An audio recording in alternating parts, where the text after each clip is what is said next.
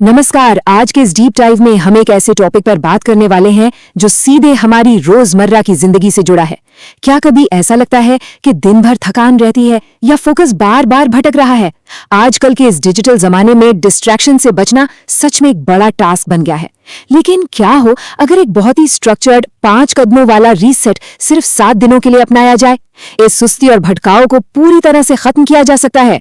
आज हम इसी कमाल के फ्रेमवर्क को डिकोड करेंगे। अब एक सवाल जो तुरंत दिमाग में आता है, क्या वाकई सिर्फ एक हफ्ते में कोई बड़ा बदलाव आ सकता है? ये डाउट आना बिल्कुल लाजमी है, लेकिन सोर्स का दावा बहुत क्लियर है। अगर इस खास फ्रेमवर्क को पूरी ईमानदारी और डेडिकेशन के साथ फॉलो किया जाए तो एक बहुत ही डीप और गारंटीड शिफ्ट देखा जा सकता है। ये कोई खोखला मोटिवेशन नहीं है, बल्कि एक प्रैक्टिकल चैलेंज है। चलिए फटाफट इस पूरी रोडमैप पर एक नजर डालते हैं। हम शुरुआत करेंगे ट्रांसफॉर्मेशन चैलेंज से, फिर डिजिटल स्क्रीन टाइम को कंट्रोल करना सीखेंगे, उसके बाद strict impulse control, time management, over thinking की जगह एक्शन और आखिर में ब्रेन हेल्थ के लिए माइंडफुलनेस।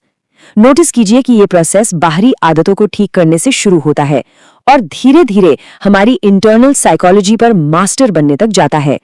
तो पहला पड़ाव है ट्रांसफॉर्मेशन चैलेंज। देखिए, अगर हमारे पास कोई क्लियर प्लान ना हो तो अक्सर हम अपनी ही बुरी आदतों से रोज की लड़ाई हारने लगते हैं, और जब कोई खुद से ही हारने लगता है ना, तो उसका सीधा असर सेल्फ कॉन्फिडेंस पर पड़ता है। इज्जत और प्रभाव दोनों गिरने लगते हैं। एक स्पष्ट रास्ता होना ही इस संकट से निकलने का पहला कदम है। अब आते हैं दूसरे और शायद सबसे जरूरी स्टेप पर, डिजिटल स्क्रीन टाइम पर नियंत्रण। ये इस चैलेंज का सबसे बड़ा फिजिकल पिलर है। सोर्स कहती है कि अगर हमने अपनी डिजिटल स्क्रीन पर जीत हासिल कर ली तो आगे के सारे कदम अपने आप बेहद आसान हो जाएंगे।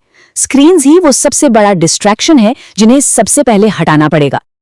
अगर हम अपने फोन की सेटिंग्स में जाकर एवरेज स्क्रीन टाइम चेक करें तो अक्सर एक सच में डरावना सच सामने आता है। दिन का आधा हिस्सा, वो वक्त जो किसी प्रोडक्टिव काम या आराम में बीतना चाहिए था, वो बस एक स्क्रीन को घूरते हुए निकल जाता है।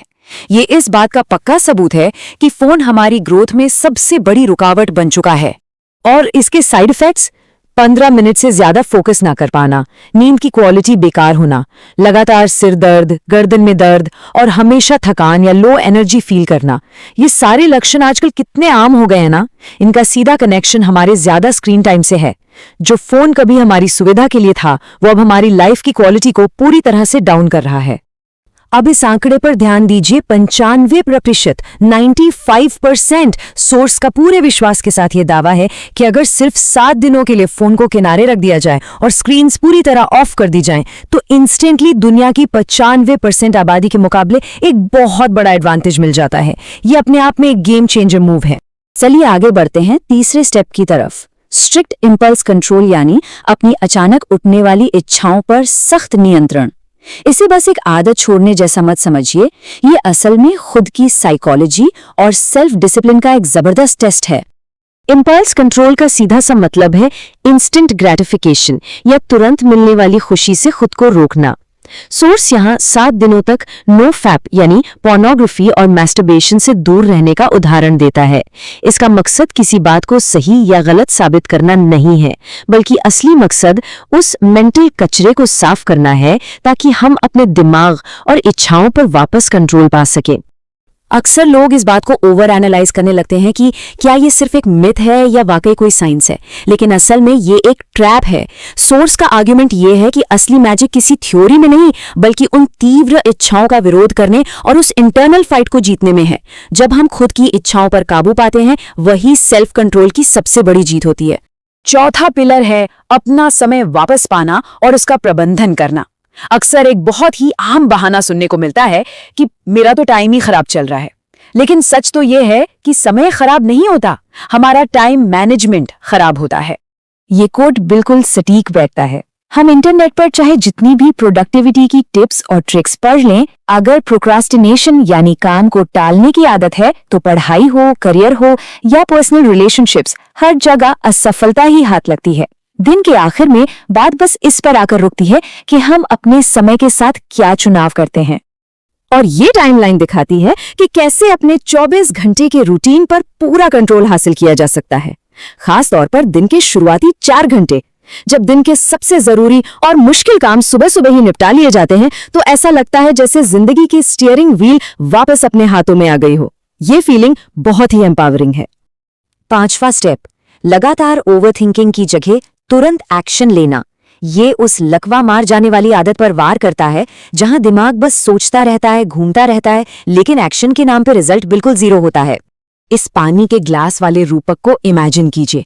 एक पानी से भरे ग्लास का वजन कभी बदलता नहीं है। अगर उसे 1 मिनट पकड़ा जाए तो आसान लगता है, लेकिन अगर उसे पूरा दिन पकड़कर रखना पड़े तो वही ग्लास दुनिया की सबसे भारी चीज बन जाएगा, है ना? ओवरथिंकिंग बिल्कुल ऐसे ही काम करती है। किसी एक विचार को पकड़कर बैठे रहने से सारी मोटिवेशन खत्म हो जाती है और बचती है तो सिर्फ एंजाइटी और थकान। इसी लूप को तोड़ने के लिए मेल रॉबिन्स का फेमस 5 सेकंड रूल बहुत काम आता है। जैसे ही दिमाग ओवरथिंकिंग मोड में जाए, बस मन ही मन उल्टी गिनती शुरू करनी है। 5, 4, 3, 2, 1। ये सिंपल सा काउंटडाउन दिमाग के उस लूप को तोड़ देता है और हमें तुरंत जगह से उठकर एक्शन लेने पर मजबूर कर देता है। इसे ट्राई करके देखिएगा, ये सच में काम करता है। और अब हम पहुंच गए हैं अपने आखिरी और छठे स्टेप पर, ब्रेन हेल्थ के लिए माइंडफुलनेस। देखिए, माइंडफुलनेस आजकल का कोई ट्रेंडी शब्द नहीं है। यह एक अशांत और भागते हुए दिमाग का सबसे परमानेंट इलाज है। यह इस पूरे 7 दिन के चैलेंज को एक साथ जोड़ने वाला सबसे जरूरी मनोवैज्ञानिक हिस्सा है। और इन बातों के पीछे सॉलिड साइंस है। हार्वर्ड यूनिवर्सिटी की एक MRI स्टडी ने दिखाया है कि 8 हफ्ते के माइंडफुलनेस कोर्स ने लिटरली दिमाग के स्ट्रक्चर को बदल दिया। जो हिस्से एम्पैथी और सेल्फ अवेयरनेस यानी खुद को समझने के लिए थे, उनका साइज बढ़ गया, और जो हिस्से स्ट्रेस और नेगेटिविटी लाते थे वो फिजिकल रूप से सिकुड़ गए। मतलब हमारा दिमाग सच में रीवायर हो सकता है। तो संक्षेप में समझे तो इन 7 दिनों तक इस आखिरी पिलर की प्रैक्टिस करना पहले के सारे स्टेप्स को एक साथ लॉक कर देता है। इससे ओवरथिंकिंग रुकती है, एक जबरदस्त मेंटल टफनेस बनती है और मुश्किल से मुश्किल काम भी अचीवेबल लगने लगते हैं। ये एक ऐसी मेंटल स्ट्रेंथ देता है जिसे तोड़ना आसान नहीं होता। तो अब इस विश्लेषण के आखिर में एक बहुत ही गहरा सवाल उठता है, क्या कोई भी इंसान अपना भटका हुआ फोकस, अपना वक्त और अपनी मेंटल एनर्जी वापस पाने के लिए खुद को इन अगले 7 दिनों तक इस सख्त अनुशासन में बांधने का साहस दिखाएगा? ये फ्रेमवर्क एक ऐसे बदलाव की गारंटी देता है जो पूरी जिंदगी को नए सिरे से डिफाइन कर सकता है। इस बारे में जरूर सोचिएगा।